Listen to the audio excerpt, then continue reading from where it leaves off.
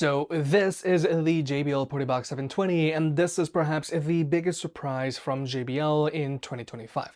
In regard to speaker setup, the 720 has a dual front firing woofers with an exhaust port that shoots out the back and a dual front firing tweeters. Now overall, this speaker sounds really good and it has a lot of bass, especially when it's plugged in. But personally, I am a little disappointed that it doesn't have mid-range drivers like the JBL PartyBox Ultimate so that it could sound more open and have better definition in the mids. But just like with JBL's smaller party boxes, we do have an impressive looking light feature on the front. However, what this speaker is missing from the Ultimate are those floor lights, and the rings in the center don't have that 3D effect like on the PartyBox Ultimate. But one of the biggest upgrades on the 720 from the 710 is that this speaker now has a built-in battery, and it's actually using two JBL 600 batteries.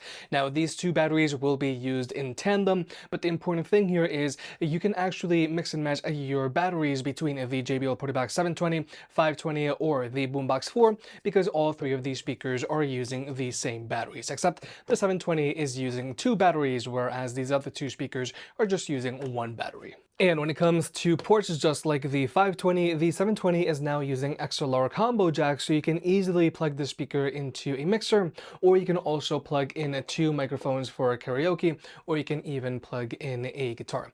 Another upgrade on the 720 is that this speaker now is using a USB-C port, which you can use to charge your own devices, or you can also use this USB-C port as a wired connection.